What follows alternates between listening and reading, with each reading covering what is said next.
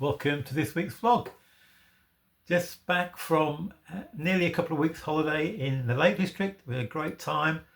Weather was mixed, but I was with family, as I mentioned in the last vlog that I did. We had a great time, and some of the members of my family bought me a book, which I'm just starting to read.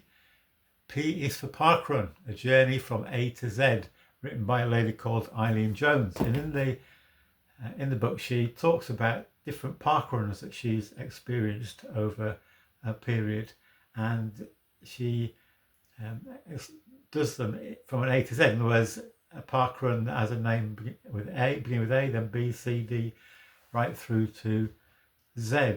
There isn't an X, as far as I know. At least there wasn't when the book was written. It wasn't a parkrun with a name beginning with X. So A to Z excluding X. There might well be. In fact, if parkrun ever starts in China, I'm not sure whether it is. There'll probably be lots of X's there.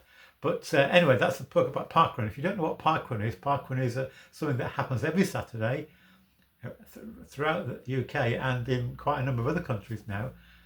A 5K run or jog or walk in lots of different areas around the UK and abroad, and everybody's welcome to join in, whether you're a fast runner, a slow runner, or a walker.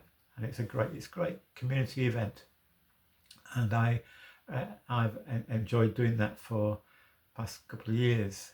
I think I've done in the 80s park runs. So while we were away in the Lake District, I managed a couple of park runs, one at Keswick and one at Fell Foot, which is a National Trust place on the banks of the Lake Windermere, which is a lovely setting.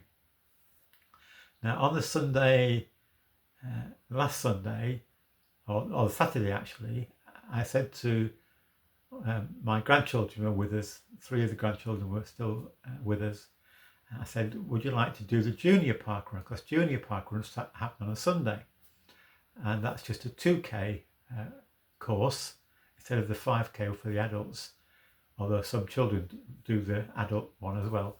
Anyway, junior parkrun takes place on the Sunday morning, 9 o'clock. And I said to my grandchildren, would you like to do the junior parkrun? I'll come with you. 2 of them had already planned to go rowing, but my youngest granddaughter, Esther, or Essie as we know her, said she'd love to do the junior parkrun.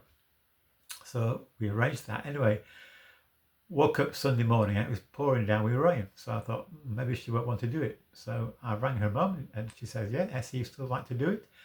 So off we went into Keswick, and there's a lovely park in Keswick, and it's 2 times around the park. So we took an umbrella, and fortunately we got a bit wet, but the rain eased off, so it was just an enjoyable occasion. And I want to I've been thinking about that, and a couple of things arise out of that experience that I think can relate to our lives. The first is that parkrun has, it can only happen because there are lots of volunteers, and a lot of them are called marshals, in other words, stewards, and they stand around the course directing you. So if there's somewhere where you can go one of 2 ways or more, they tell you which way to go.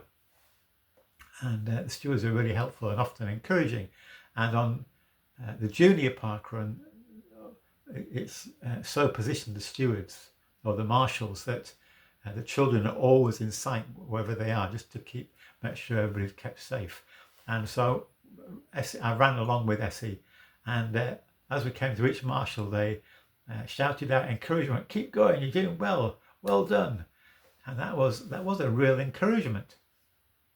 And I'm reminded of in the New Testament, more than once we're told to be encouragers. For example, 1 Thessalonians chapter 5 verse 11, encourage each other and build each other up.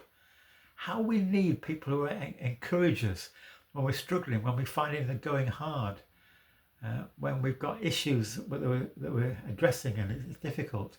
We need people who can come alongside us and encourage us. And really that's what church is about, that, isn't it? How we can be there for one another, encourage each other, pressing on. The writer to the Hebrews says, don't give up the habit of meeting together, but instead encourage each other. how can we encourage others unless we're with them and understand what they're experiencing in their life? So the encouragement of the marshals as we ran round the course. Essie did really well. She kept going. She didn't stop. I could tell a couple of times she was finding it a little bit hard, but she pressed on, and that was really good.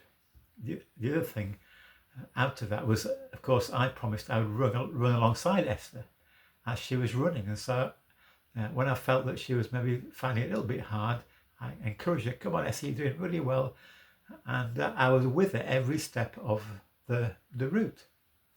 And again, that reminds me of the promise of Jesus. When he left his disciples, he said to them, I am with you always.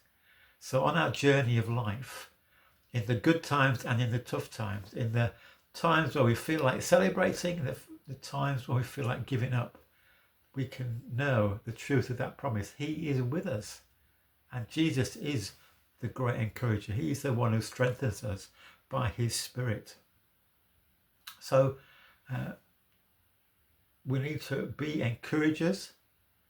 We need to find encouragement through our Christian brothers and sisters, but most of all through the assurance that Jesus is with us. Be encouraged by that truth, that nothing can separate us from his love.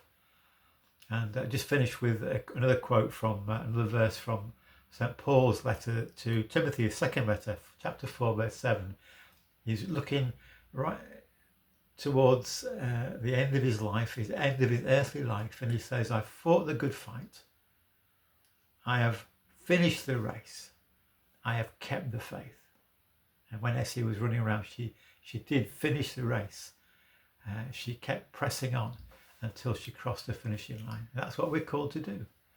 Sometimes the going will be really hard. We feel like giving in. But know that he is with us. He will encourage us. He will strengthen us. And let's give thanks for our Christian brothers and sisters who encourage us on our way. And let's commit ourselves to be encouragers of others when they need us. So a few lessons from parkrun. And if you don't already take place, maybe you could find a parkrun near you. Even if you just want to walk it, that's great. People do that and find it really helpful to get out on a Saturday morning and enjoy the fresh air and the company of others. God bless you. Thank you so much for listening today.